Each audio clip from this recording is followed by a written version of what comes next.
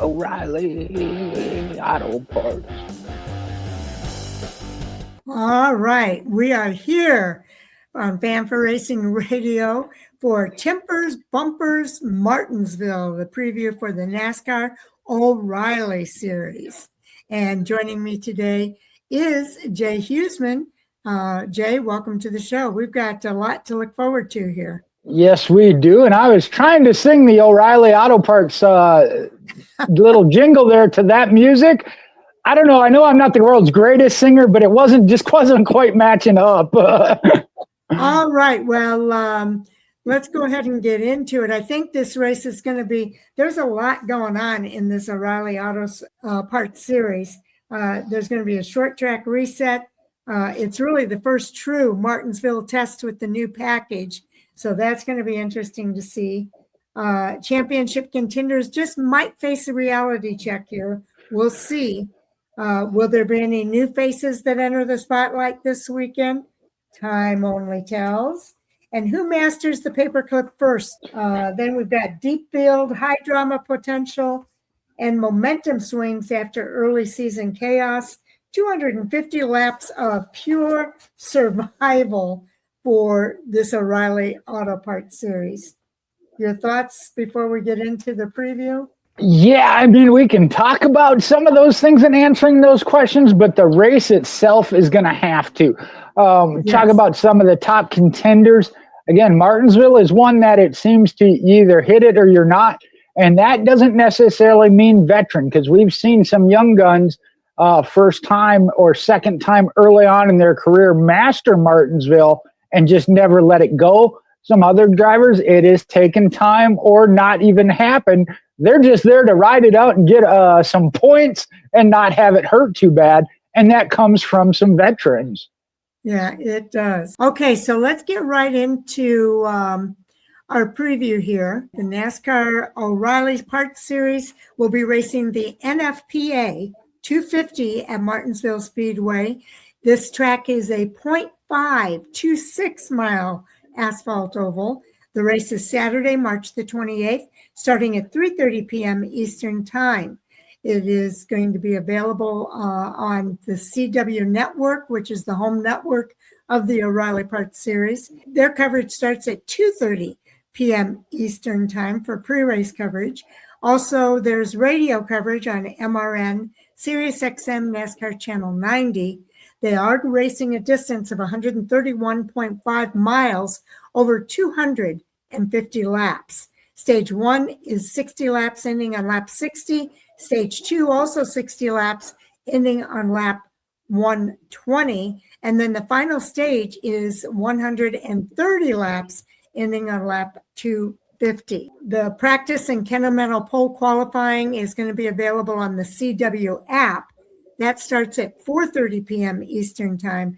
And then that's on Friday, March the 27th, is when they will have that practice and Kennemental pole qualifying on the CW app. Then Saturday is the race. And like I say, it is going to start at 3:30 p.m. on Saturday. And those are Eastern times. Well, and you want to pay attention on Friday for that pole qualifying, because we again got 40 drivers and teams for 38 spots. So we're going to have 2 that are going to miss the field. Some notables we want to mention that they have listed: Garrett Smithley in the number 0, Luke Baldwin in the number 5, the number 9, Lee Pulliam for Junior Motorsports. Tune in Monday night for Hot Topics, because there'll be another driver in some races this year in that car. We'll talk about that Monday. The 19, Brent Cruz, is now, I believe, of age. I know he can drive the short tracks anyway, but he's getting real close to being of age to run full time. The number 30, Myatt Snyder. The number 32, Sam Hunt Racing, has Andrew Patterson in this week. TBA, he likes to have a ride every week. Seems like somewhere he's listed every week, or she, but you'll have to wait and see who they get in the number 35. The number 42, Brad Perez. And I'll give a shout out because it was on social media. That's thanks and help to Bubba Wallace with some sponsorship help. The number 55, Joey Gase. The number 74 is Dawson Cram. And then in the 91 this week is Ross Chastain. So the NASCAR O'Reilly Auto Parts Series at Martinsville, it's going to be the 5th straight win at stake for Junior Motorsports, 30 career wins for Justin Allgaier possibly on the line, the 6th straight Chevrolet win, and the 46th Martinsville O'Reilly Parts Series. Well, and you see that Junior Motorsports historic win streak ties into 3 of those numbers at least, as they have won the last 4 races with 3 different drivers. At COTA, it was Shane Van Gisbergen. Then at Phoenix, it was Justin Allgaier. Las Vegas, it was Kyle Larson. And then Justin Allgaier picking up the win again at Darlington. The win at Martinsville would be Junior Motorsports' 5th straight, and that's the 2nd longest streak in series history. Through these 6 races so far, JRM is ahead of their 2025 pace in wins, top 2s, top 5s, top 10, stage wins, and average finish. They are starting out strong. Yes, and they had a good year last year. Junior Motorsports, again, won those last 4 races with 3 different drivers. It shows the drivers here and their car numbers. And then the longest win streaks on the right side, Noah Gragson from Darlington to Texas, starting in September of 22 all the way to September of 22, 4 straight races that month. Then Shane Van Gisbergen from July of 25 to July of 26, the Chicago Street Course race up to the Indianapolis race.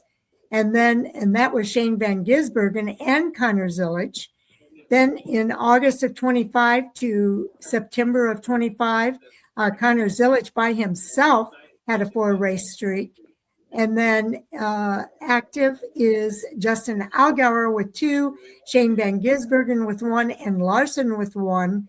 And that goes from February of this year to the current race that's coming up this weekend. And when we look at the longest streak overall, see it's tied. Joe Gibbs is atop the list there with 6, running from Texas in 08 to Darlington of the same year. Then you got Thomas Brothers, Roush Fenway Keselowski, PPC Racing, Joe Gibbs Racing 2 more times, and Junior Motorsports 4 times. All of those have 4. We're not going to run through all of them, but that active streak is listed at the bottom. If they were to get the win this weekend, they would move into 2nd in between Joe Gibbs Racing and the rest of these. Okay, now Junior Motorsports through 6 races, comparing 25 to 26. Last year they had 3, this year 4. Top 2s, they had 4 last year, 1 more in 26 at 5. Top 5s, they had 7 last year. They've got 12 this year. That's a big jump. And same thing with top 10s. 10 top 10s in 25, but they have 19 in 26. Then stage wins, they had 3 in 25 to this point, 6 in 26. Laps led, about the same, 351 and 351. That's surprising. A 14.2 average last year. They are now at a 10.2 average finish. Just incredible what they are accomplishing after a banner year last year. That's what I was thinking of after the year they had last year, and they're starting out even stronger. That's actually scary for the competition anyway. And when we look at their overall consistency, Junior Motorsports had at least 1 car finish in the top 10 in 63 races, and that is the 3rd longest streak of all time, and it's 2nd to their own streak they could tie this weekend at 64, which they did in 2017 into 2019. Started at Dover in 17, ended at Richmond in 19. The longest, though, Roush Fenway Keselowski Racing, and that's at 79. And I know this list got shortened up. I think Junior Motorsports was on there a 3rd time when you're looking at the top 10 all-time streaks. Okay, let's talk about Justin Allgaier's championship resume. 30 career wins are now tied for 7th all-time with Joey Logano. He's just 1 away from tying Jack Ingram in 6th. Also, he is the only driver to score stage points in every stage this season. And he leads all drivers with 2 wins, 4 top 5s this year. He finished top 5 in every stage this season. So he is racking up those stage points. And when we look at that list of where it showed Justin Allgaier here highlighted in the blue, it's behind Kyle Busch, 102. At one time, it was Mark Martin who was the standard bearer. He's at 49. See Kevin Harvick, Brad Keselowski, Carl Edwards. But Justin Allgaier right there could move into now 6, tied with Jack Ingram, another legendary name. And then laps led, being up front as well. Kyle Busch, again, more than double, 20,129 compared to Kevin Harvick's 9,706. Mark Martin there on the list, but Justin Allgaier creeping up with 7,233 laps led. He could, I would say, by the end of the year, for sure move into third place, get ahead of Mark Martin there. Yeah, I think so too. I think he has that on his radar for sure. Okay, the most consecutive seasons with a NASCAR O'Reilly Series win. You've got Justin Allgaier with a streak of 10, starting from 17 to 26. He's the active driver. Kyle Busch and Mark Martin both at 9. Kyle Busch started in 2013 and went through 2021, and Mark Martin from 1992 to the year 2000. So some interesting stats there. And that's impressive now to hold that record all by himself over those two great. This, too, is really impressive, though. We mentioned Justin Allgaier earning stage points in every stage of this race. That's stage 1 and 2 of every race, starting with Daytona, 4th and 3rd, and that's no easy task. But then to follow it up, Atlanta, 5th and 2nd, Coda, 3rd and 2nd, probably his best overall. Oh, nope, Las Vegas was 1st in both. But Phoenix, 4th in both, then Vegas, 1st in both, and then Darlington, 5th and 4th. And not one of them outside the top 5. Not just getting stage points, but in the top 5. That is amazing. So Justin Allgaier, one to watch for sure. Let's talk about Chevrolet's dominant campaign this season. They've won all 6 races, all 12 stages, and have led all but 61 laps on the season. That's amazing. You can see Chevrolet compared to Toyota and Ford here. Chevrolet at the top of the list, 6 wins, 51 top 10s, 12 stage wins, 834 laps led, and 5 poles. The other manufacturers aren't even close in competing with them. So it just tells you how strong Chevrolet is in this NASCAR O'Reilly Series. And just going from last week's preview, the only thing that got accomplished there was the other 2 manufacturers led 10 laps, because it was that they had led all but 51. Now they've led all but 61. Now, another driver off to a career best start is your defending champion from the NASCAR O'Reilly Auto Parts Series. Jesse Love does lead all drivers with 208 laps led and a 6.2 average finish in 2026. Love finished 11th at Darlington, and that's his only finish outside the top 10 this season. He's off to a career best start. He's got top 5s or 3. His previous was 2 in 24 and 25. He's led that 208 laps. His previous was 191 in 2024. Average finish at 6.2. His previous best average finish was last year at 6.8. And then stage points, he's got 68 already, almost double of what he had in 25 at 38. So big boost for Jesse Love this season. Drivers to finish on the lead lap in every race so far this season. Jesse Love is at the top of that list for Richard Childress Racing. Tied with him, though, is Rajah Caruth in the number 88 and number 32 for Junior Motorsports and Jordan Anderson Racing. And then also with 6 is Parker Retzlaff from Viking Motorsports. So that's pretty cool to see those other teams, Viking in particular, competing with Junior Motorsports here. Rajah Caruth doing it amongst 2 teams. Yes. We've talked about that a couple of times. That's no easy task. What I love about the O'Reilly Auto Parts Series here is we have multiple drivers we're talking about having career or breakthrough seasons. Now we're going to talk about Corey Day. He finished top 10 in the last 5 races, and that's the longest active top 10 streak. Day has the second best average amongst the full-time Hendrick drivers through 6 races. And you can see here, let's see, the top 5 in the 5 straight races going back to Atlanta. He was 4th, Coda 5th, Phoenix at 9th. He was almost out. And then Las Vegas 8th, and then back to a 6th place. And I would highlight that 6th place at Darlington. We talked about this, as did the broadcasters. This is a veteran-style track, kind of like we were talking about Martinsville. Corey Day could come out and say, hey, I may be a rookie, but I can still get it done. And that's where I think his dirt track experience helped him at Darlington. And then the other thing that stands out to me here, Jay, is that Day has the 2nd best average finish of the full-time Hendrick drivers. You're talking about some big-time drivers.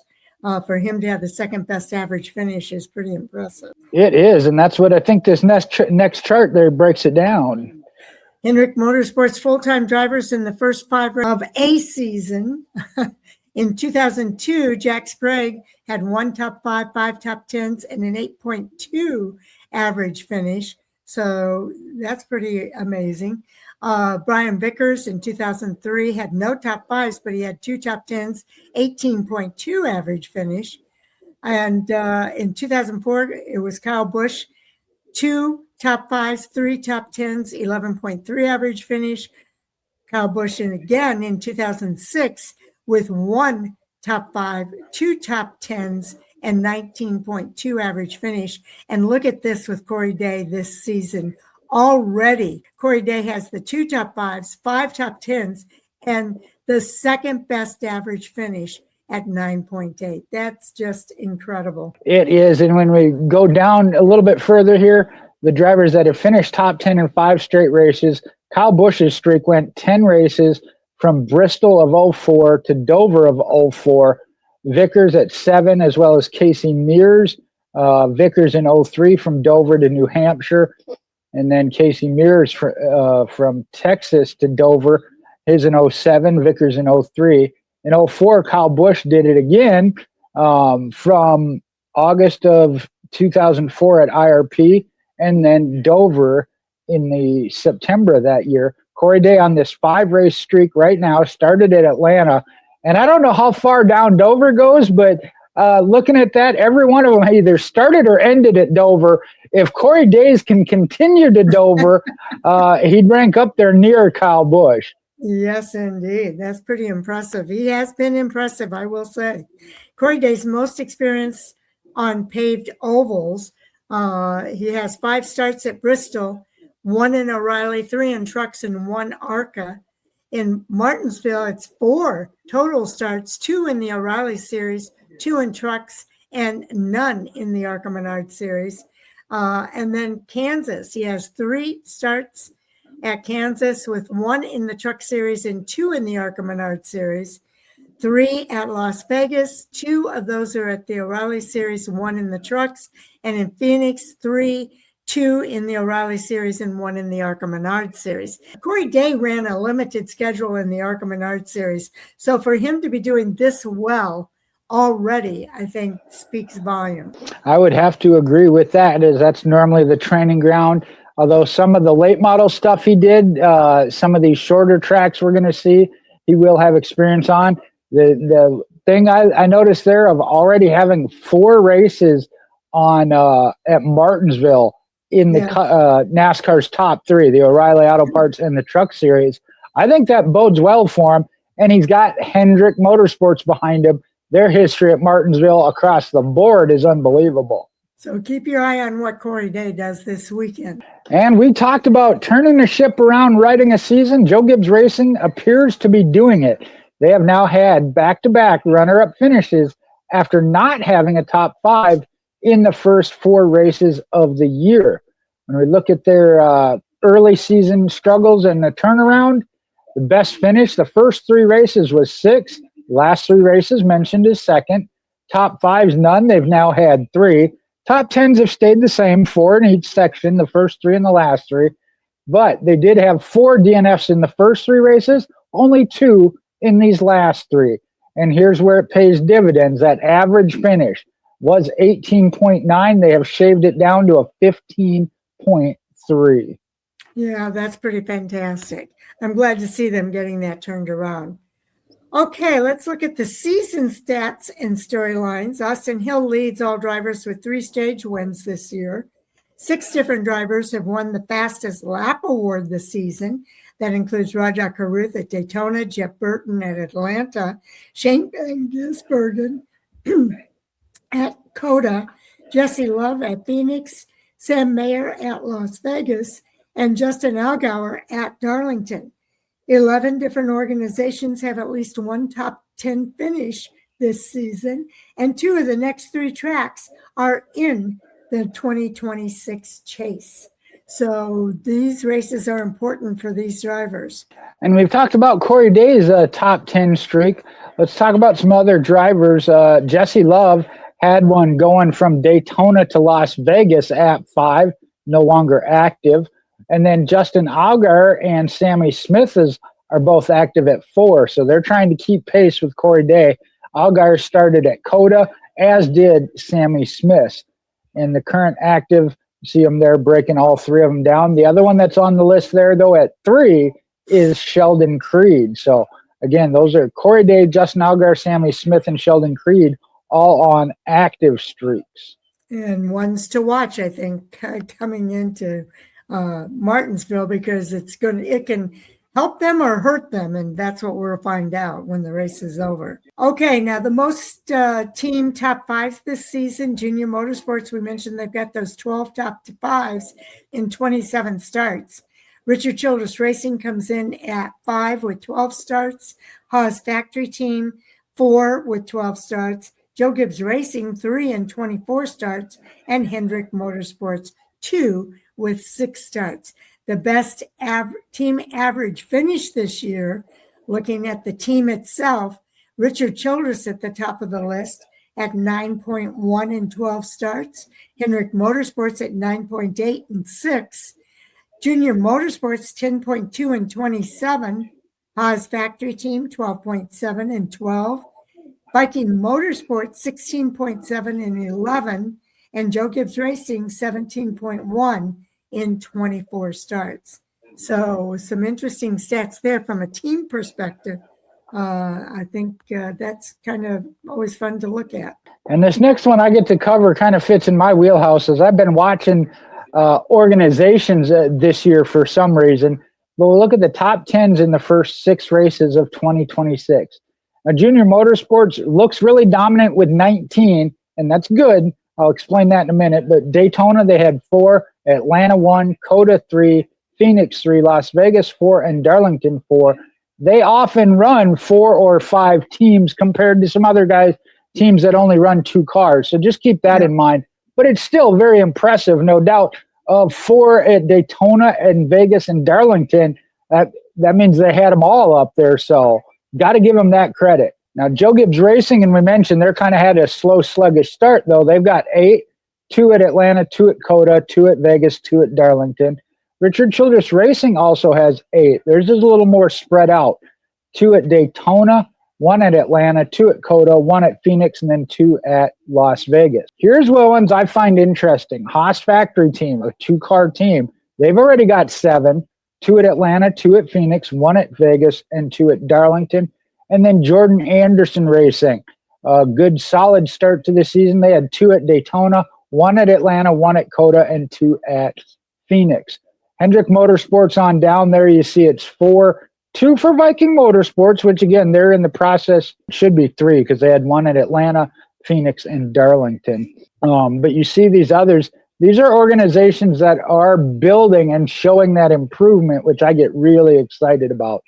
And as Sharon read earlier, 11 different teams have had a top 10 finish in these first 6 races. All right, let's talk about the stage points. Justin Allgaier, we mentioned earlier, has the most stage wins.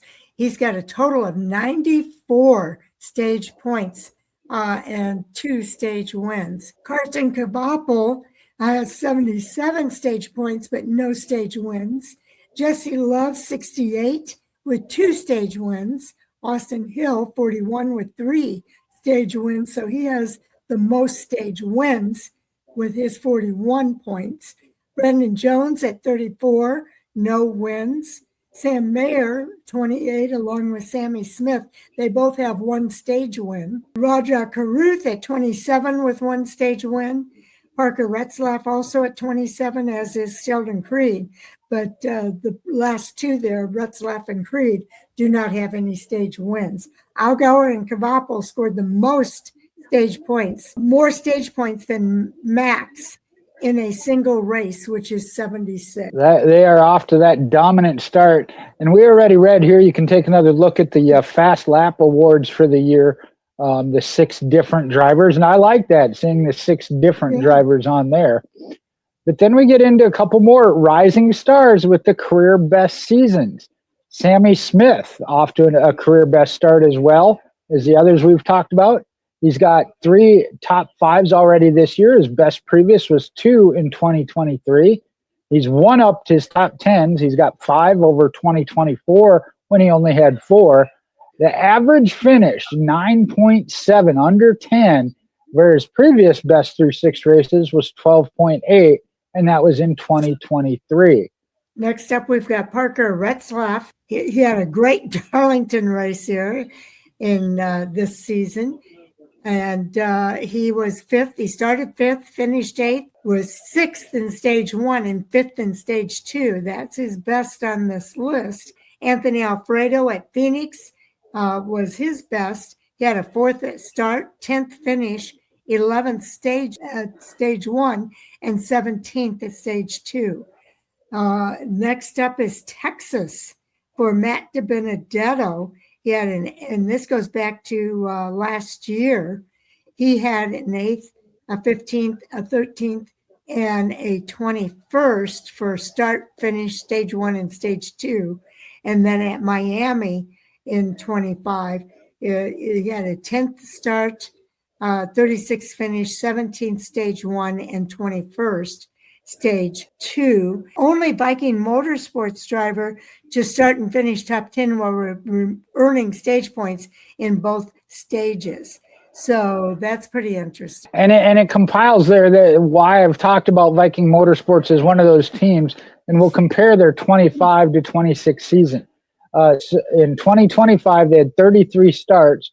We're only through 11 starts this year. But top 2s, they already got 1 more than they had last year. They're tied at 1 each for top 5s. They've had 3 top 10s already this year compared to only 1 last year. The best start, 4th this year. It was 8th last year. And the best finish of 2nd. Yeah, 1 more spot to get. But their best finish all of last year was 5th. So they are definitely on the rise, moving in that good direction. Moving in the right direction. All right, Jordan Anderson Racing's most top 10s through 5 races. This year it's 6. Ross Chastain 2, Anderson 1, Jeb Burton 1, Blaine Perkins 1, and Raja Caruth 1. 24, they had 4. Retzlaff with 2, and Jordan Anderson and Austin Green with 1 apiece. In 25, they had 3. Jordan Anderson 1, Jeb Burton 1, Blaine Perkins 1. And in 23, it was just 1 with Parker Retzlaff. So he's an important part of this group. He is indeed. And Jordan Anderson, another one. I really like the direction they're headed. Yes. Now, obviously, Sheldon Creed got a lot of attention with his first win of his career, but some other drivers that have a career best finish already in these first races of 2026. Ryan Ellis at Daytona finished 6th. Brent Cruz, that's a 6 at COTA. Once he gets full-time, I think we see that improve. Raja Caruth tied his best finish twice, Atlanta and Phoenix, which was 8th. Patrick Starpoli, a rookie this year, 13th at Atlanta. LeVar Scott, another rookie, having kind of a tough start. His best finish, 16th at Daytona. Carson Warrior, also at Daytona, was 19th.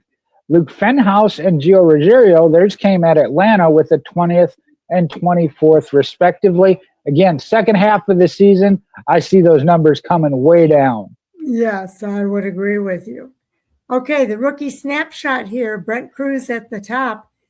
He raced at Phoenix, and his average finish is that 18.0. That's not with just 1 race. Patrick Starapoli raced all 3 races. His average is 25.3. Same with LeVar Scott, raced all 3 races. His average finish comes in at 31.7. So look out when Brent Cruz gets here because he's going to be amazing. And I know it's written in gray there. You may not be able to see it. I knew it was coming. He does turn 18 on Monday following Martinsville. So again, he will be full-time for the rest of the season then. There you go. Now, some other Martinsville history and track storylines, hit on a couple of things here. This is the 46th NASCAR O'Reilly Auto Parts Series race at Martinsville since the track debuted in the inaugural 1982 season. They've hosted a race every season since 2020. And Martinsville only hosted one race from 1995 to 2019. Joe Gibbs Racing has won 6 of the last 8 Martinsville races with 5 different drivers. And I'll come back to that when we did do our picks there. 4 of the last 8 Martinsville races ended with a last lap pass for the win, and 7 of the last 9 went to overtime. Now, Martinsville is that first of 5 short tracks for this season. And we're talking about Joe Gibbs Racing trying to turn it around their season, and looking at the stats they got at Martinsville, I think it continues in that direction. Okay, the most Martinsville wins all time, Sam Art at the top of this list with 5. You've got Tommy Houston, Jimmy Hensley, and Harry Gant with 3 each. And then drivers with 2 are Tommy Ellis, Kenny Wallace, Morgan Shepherd, Brett Bodine, and Eric Almirola. Well, I guess we got to do them separate because you didn't see any active drivers on there. No. So we'll break those down. Justin Allgaier, Brandon Jones, Austin Hill, Harrison Burton, and Taylor Gray each have 1. So they want to get one this weekend and move up onto that list of 2 or more. And then when you look at first-time winners, this one, Taylor Gray, the one active driver that got his first win.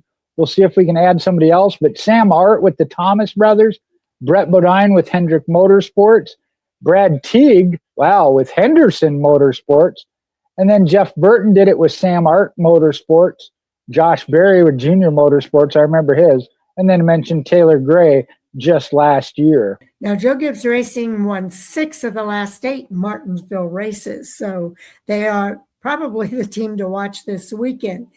Brandon Jones in 2022 for Joe Gibbs Racing. Ty Gibbs also in 22, but the fall race for JGR. The spring race, it was John Hunter Nemechek for Joe Gibbs Racing. Then it was Justin Allgaier in the fall race of 23 for Junior Motorsports. The spring race, Eric Almirola won both the spring and the fall race for Joe Gibbs Racing in 24. And then in 25, it was Austin Hill in the spring race for Richard Childress Racing. And then Joe Gibbs Racing once again last fall with Taylor Gray. We also mentioned 4 of the last 8 with a last lap pass for the win. Look at 2022, I mentioned Brandon Jones took the lead from Ty Gibbs with 1 lap to go. And Ty Gibbs in the fall then took it from Brandon Jones. And I remember that because there was some heated teammate discussion there in those. So other years that we had the last lap pass, that was 2023, the fall race, Justin Allgaier took it from Austin Hill. Mentioned the spring race of 24, Eric Almirola took it from Sam Mayer with 2 to go. And then 2025 in the spring, Austin Hill took it from Taylor Gray with just 1 lap to go. One thing I see a lot of the same names there on one side or the other. Okay, let's talk about Sammy Smith's dominance so far this year. He's finished top 10 in the last 6 Martinsville races, 1 behind Sam Ard for the longest Martinsville streak all time. Most Martinsville runner-up finishes all time. Well, that goes to Dale Jarrett and Larry Pearson, both at 4. Sheldon Creed and Sammy Smith are tied at 3. None of the 4 actually won. Then the best Martinsville average finish among active drivers, you got 6.3 for Sammy Smith in 7 starts. Dean Thompson at 7.0 with 2 starts. Yeah, that's interesting. And Justin Allgaier at 8.7 in 11 starts. Sheldon Creed at 9.9 in 8 starts. You mentioned that longest top 10 streak at Martinsville all time, Sammy Smith ranking 2nd, along with Justin Allgaier and Jimmy Hensley. Sammy Smith, though, is currently active, whereas Justin Allgaier and Jimmy Hensley's came to an end. But they're one behind Sam Art, who did it in 82 into 84. And then on the right side, the longest, again, you got Sammy Smith with 6 and Sheldon Creed with 5. Okay, well, maybe he can keep that going this week. Okay, Martinsville Chaos and Drama. Taylor Gray's love-hate relationship with Martinsville, and I suspect he's not the only one that has that kind of relationship. November of 24, Craftsman Truck Series, he was leading with 6 laps to go. Christian Eckes used the bump and run to get by Gray. Eckes won while Gray finished in 4th. Gray confronted Eckes in victory lane that year. Then in March last year, in the O'Reilly Auto Parts Series, he was leading on the final lap in overtime. Sammy Smith spun Gray into the wall in turns 3 and 4. Austin Hill went from 5th to 1st in the final turn to win. Smith ended up finishing 10th. Gray finished 29th. Gray finished $5,000 for going into the infield care center to confront Smith. Ooh, he was fined. I think that should say fined. Yep. Gray was fined $5,000. In October last year at the O'Reilly Auto Parts Series, it was his first career win in NASCAR's 3 national series. So he did finally come through with that victory, but man, he had to go through a lot to get there. Well, some other recent Martinsville drama, going back to Brandon Jones in 2022, he passed teammate Ty Gibbs on the final lap in overtime to win. Sam Mayer and Gibbs made contact with the 3 wide in turn 4, which put Gibbs into the wall. And mentioned that Mayer finished 5th while Gibbs finished 8th. They both fought on pit road. In the fall race, Gibbs spun leader and teammate Brandon Jones. I couldn't remember which one that was, so it was the fall race. Final lap entering turn 1, Gibbs won. Jones finished 23rd. And Jones needed to win to advance to the championship race. Oh, I remember that too now. Yes. I forgot about that. I forgot about that it took him out of the championship. Yes. Let's see. October 23, again, teammates Austin Hill and Sheldon Creed pushed and shoved each other, battling for the lead for the entire 2 laps of overtime. Both got high in turns 3 and 4, and Justin Allgaier passed both for the win. Teammates needed to win to advance to the championship race. Again, that was a battle for that playoff spot. April of 24, overtime restart. Eric Almirola took the lead from 2nd after 3rd place Sheldon Creed roughed up the leader Sam Mayer. Almirola went on to win. November of 24, on a restart with 29 to go, as Chandler Smith started 2nd on the outside lane with Cole Custer behind him. And the tempers had been boiling over all season. Custer moved Smith up the track. Smith ultimately finished 3rd. Custer finished 4th. They had their heated exchange on pit road after the race. In March of 25, Sammy Smith spun leader Taylor Gray, turns 3 and 4 on the final lap. Austin Hill went from 5th to 1st to win. Smith was docked 50 points and fined $25,000 for his actions. Taylor Gray and Jeb Burton were each fined $5,000 for going into the infield care center to confront Smith. And then the fall last year, Sam Mayer was suspended 1 race after intentionally wrecking Jeb Burton after the checkered flag. I'd forgotten about that one too. Yeah, I remember that one too. Okay, now 11 of the last 12 Martinsville races had double-digit cautions. So going back to 2006, July, there were 19 cautions. In the fall of 2020, there were 10. Let's see. Spring of 21, there were 12. October of 21, there were 13. Then in 22 again, we've got in the spring race 16. In the fall race, it was 14. Then we go to 2023, spring race 10, fall race 15. In 2024, it was 11 in the spring race, 13 in the fall race. And then last year in the spring race, 14, and they brought it down to just 9 in the fall race. So pretty amazing. I'm gonna put my money on the odds of that. They're going back up into double digits because all of the spring races were. So a little bit more anxious in the spring, I guess. Now, when we look at short track history, Martinsville being one of the first short tracks of the season, you can see that, and they listed at 0.526. Bristol the next at 0.533. Iowa gets a little bigger at 0.875. And then they'll race Bristol and Martinsville a second time. The best average finish for in 2025 for the 2026 full-time drivers. Their average finish of 5.4 for Sam Mayer was best, and he had 4 top 10s. Creed also had 4 top 10s, but his average finish was 10.4. Carson Cavapel, Justin Allgaier, and Ryan Sieg each had 3 top 10s. Their top or average finish, though, 10.6, 10.8. And then Ryan Sieg a little bit higher at 12.2. But I got to give a shout out there to Ryan Sieg, family-owned team there. That's where his bread and butter is. And I know All Sports All Day the other night. We want to see him get a win. Okay, most short track wins all time. Well, Jack Ingram at the top of this list. Jack Ingram at 24, Tommy Ellis at 21. Then it's Tommy Houston at 20, Kyle Busch at 19, Sam Ard at 17, and Kevin Harvick at 17.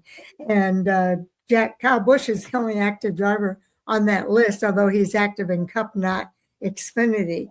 Then the short track wins among active drivers. You have Justin Allgaier at 6, Sam Mayer at 2, and then Harrison Burton, Taylor Gray, Austin Hill, and Brandon Jones all at 1. Wow. Justin Allgaier, you mentioned as far as active. Justin Allgaier at 6 to get on the list of all time at 17 with Kevin Harvick. That's a lot. So that tells you how tough the competition is. It is. Now, when we look at short track stage wins all time, you saw that with the wins overall. Justin Allgaier dominating this category as well with 19. The next closest is 10 behind Christopher Bell at 9. Another drop down, Eric Almirola, Ty Gibbs, and Daniel Hemrick all at 5. So again, none of the drivers that are currently active on this weekend's list on that list, except for Justin Allgaier. All right. Now this week's driver changes. 8 cars will have different drivers than Darlington. And we'll start with Hettinger Racing. At Darlington, it was J.J. Yaley. This week, it's going to be Luke Baldwin in that car. Junior Motorsports number 9. Ross Chastain last week is going to be Lee Pulliam this week. In the number 19 Joe Gibbs Racing, it was Christopher Bell last week. This week, Brent Cruz behind the wheel. In the 32 Jordan Anderson Racing, Raja Caruth last week. And then this week, it's going to be Andrew Patterson.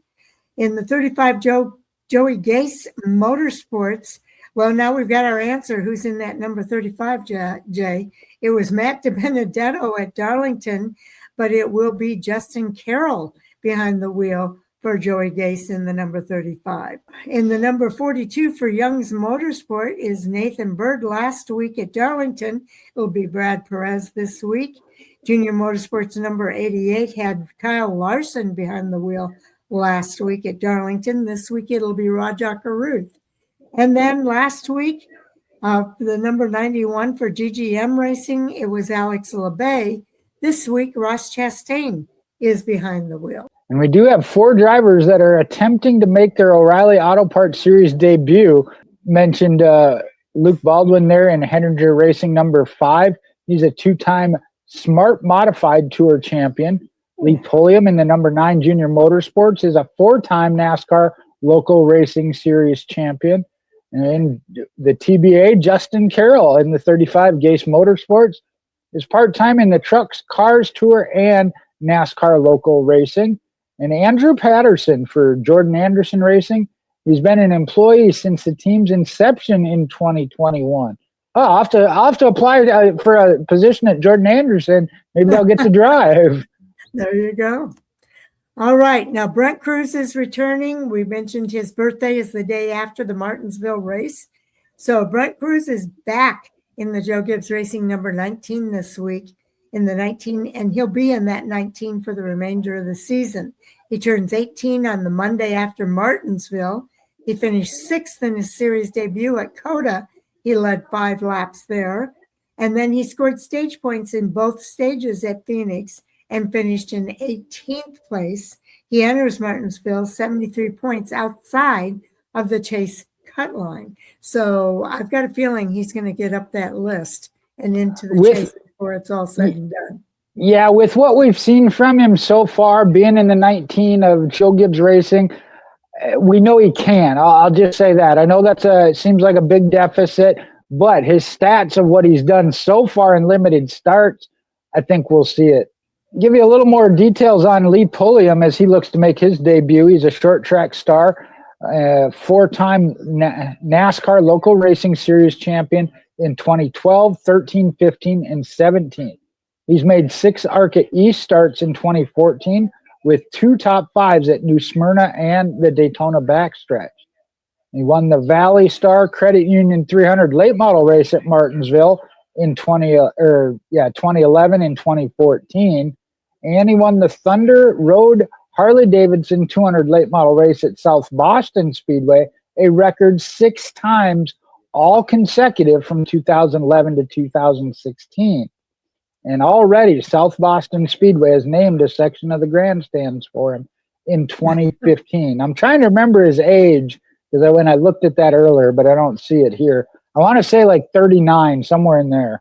The chase standings and winless drivers so far this season, 12 drivers in the chase for the O'Reilly Series. Justin Allgaier at the top, 187 points, 52 out of that top spot is Jesse Love. Then you've got Carson Cavapo, 84 points back. Sheldon Creed at 88 points back. And Austin Hill are your top 5 drivers at 96 back.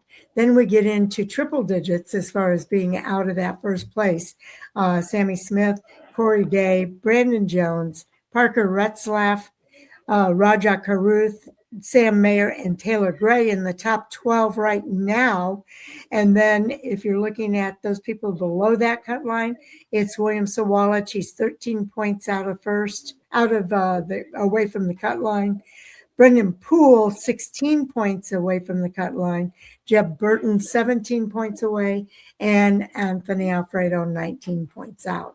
So 52, it's doable. We'll have to see if he can do it. The other drivers are all a race or more behind now. And that is and this kind of adds to it of what we might see in the chase.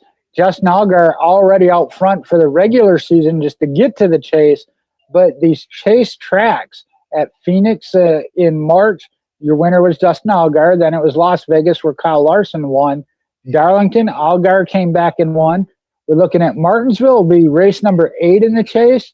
Rockingham, not in the chase. They only visit there once.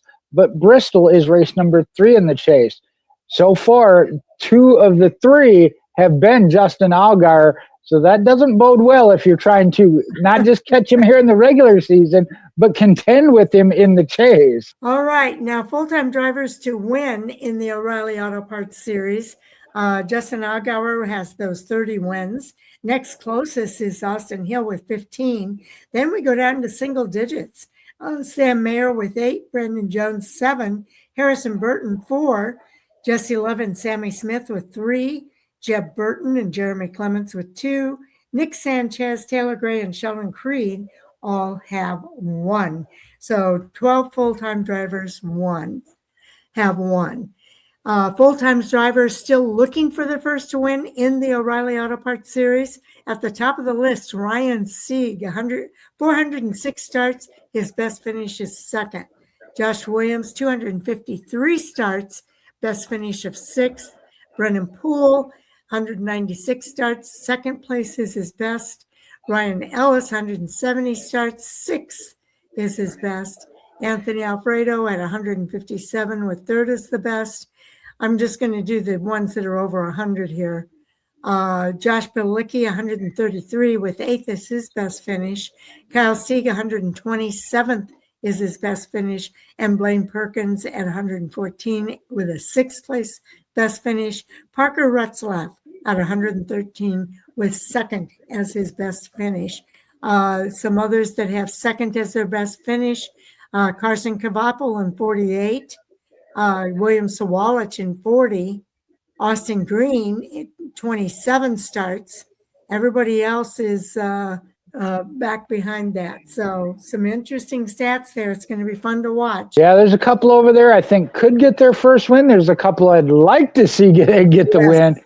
And we'll start there with most runner-up finishes without the win. Ryan Sieg with 5 out of those 406 starts.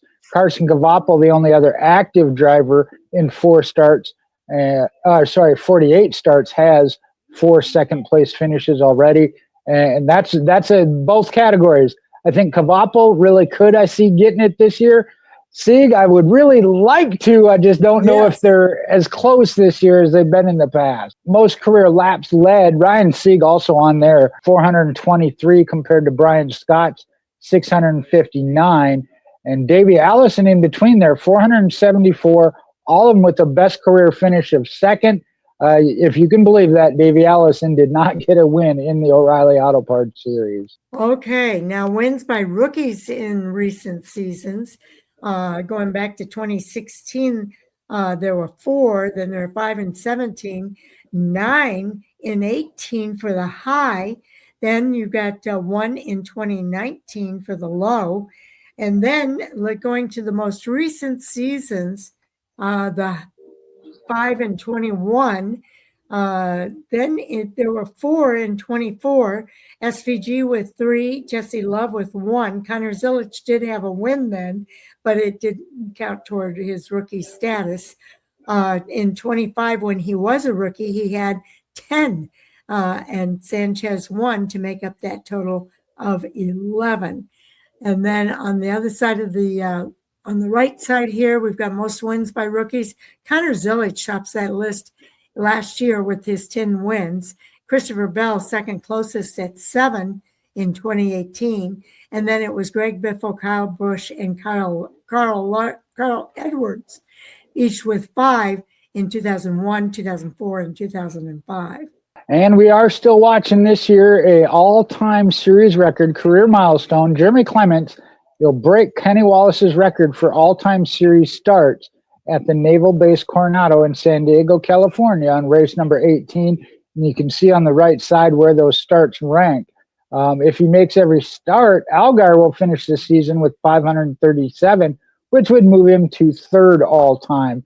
The one they're overpassing, or 2, Justin Algar overpassed Jeff Green and Jason Keller. Jeremy Clements would only pass 1, and that would be Kenny Wallace for the all-time lead. And most wins by a team all time. We've kind of talked about this. Joe Gibbs at the top of the list with 221. Roush Fenway, 138. Junior Motorsports, 109. And Richard Childress Racing at 104. Those are the only teams over 100. And Hendrick Motorsports, who races part-time, is at 30 on that list. And then Jeremy Big Machine Racing, Jeremy Clements and Haas Factory Team at 2, Jordan Anderson, RSS Racing, and SS Greenlight Racing, all with 1. You know, and thinking back on that, of both Junior Motorsports and Richard Childress Racing just recently broke that 100 mark. Yes. I believe Childress was the first to do it, but now you see Junior Motorsports at 109, Richard Childress Racing at 104. So Junior Motorsports definitely moving up quicker. When we look at Martinsville all-time wins by the organization, Joe Gibbs Racing with 7, the Thomas Brothers with 6, Whitaker Racing with 5. Active, you got Junior Motorsports with 3, and then Arndt Racing with 3, as well as Sam Art Motorsports with 3 as well. Okay, Hendrick Motorsports at Martinsville. Well, in the Cup Series, they've got 287 starts with 30 wins, 21 poles, 100 top 5s, and 158 top 10s. Laps led come in at 11,455. In the O'Reilly Series, they have 8 starts with 1 win, 2 poles, 1 top 5, 2 top 10s, and 193 laps led. And then not as active in the Truck Series. Actually, they've got more starts in the Truck Series, it looks like. 11 truck starts but they only have 3 top 5s, 7 top 10s, and zeros in all the other categories. And longest active streaks running at the finish. We hit on this earlier. Right now, Jesse Love at 20 races running at the end. Austin Hill second with 15, and Parker Retzlaff with 14. And again, that ties into this chase format. You've got to be doing it solid. Again, you may not have the best day, but you can't have a bad day. Exactly right. So I think that completes the show for us here tonight, Jay. All right. Well, I got my list down to 3 of drivers I would pick. Sharon, what are you looking at? Well, it's kind of tough. I'm going to go with Justin Allgaier again. I think he's good on those short tracks. All right. Well, then I get to keep my 3. No, Sammy Smith, Sheldon Creed, and now I can't remember who. Oh, Carson Kvapil, getting that first one. I'll narrow it down to 1. I'll go with Sammy Smith. Okay. Getting it. But Sheldon Creed, I think could very well be the one to take it from him. Hopefully we don't have that controversy take it from him situation. Yes. But Carson Kvapil, I think that could be where he gets his first one. Yes, it could be. So we'll see what happens. All right. So that concludes our O'Reilly Auto Parts preview. Do watch for Timpers bumpers at Martinsville. It could happen this weekend. But let's talk about your watch list for this week. We started out on Monday with Hot Topic Sound Off. Every Monday at 8:15, Jay and I review the races from the weekend. And in line with that, we talk about any hot topics from the weekend of racing or in the news stories from the previous week. Then we go to Tuesday is our interview day, and I put out Taz's interview as a Tasmanian Devil of Flaggers. So we have Taz's interview out there, and I have Jay on the schedule. We don't have his interview done yet, but watch for that coming, and we'll have others coming as well. And then on Wednesday, it's Race Chat Live at 6 p.m. Central Time, right here on Fan for Racing Radio, where they discuss the midweek topics and what they feel are the hot topics from the weekend of racing. And they give Taz's weekly team power ranking. So that's always interesting. I think we're going to start posting that up over at fanforracing.com as well. Jay and I do the previews. They come out between Thursday and Friday. And on Friday is the Fantasy Report with Taz, where we help you with your fantasy picks for the NASCAR Cup Series. So a full week of episodes for everybody to enjoy. And we do want to say thank you to everybody for tuning in. Anything you want to say before we close out? Yeah, well, part of that thank you, as well as kind of another teaser, but the thank you, I know we got 115 subscribers. We had some great interaction on the live show on Monday. All Sports All Day, as always, there, but getting a few more jumping in. Love to see that and have you interacting. And as a teaser for another teaser for Monday night's Hot Topics, down the road, Dodge's All-Star had a driver named, and we actually said it tonight. Y'all figure out who it is. Oh, yeah, I'm sure. Anyway, so with that, everybody, again, we thank you for tuning in, and we appreciate you doing that. And we will be back with the other previews for this weekend, including the ARCA Menard Series East that is racing at Hickory Motor Speedway this weekend. That's a first. And then the Cup Series at Martinsville. And I'm sure there'll be some headlines for that series as well as the ARCA Menard Series East. I can't wait till I can say my first time at Hickory. That's on my bucket list. That would be cool. Okay, everybody, enjoy your week, and we'll see you in the next video. This is Fan for Racing Radio.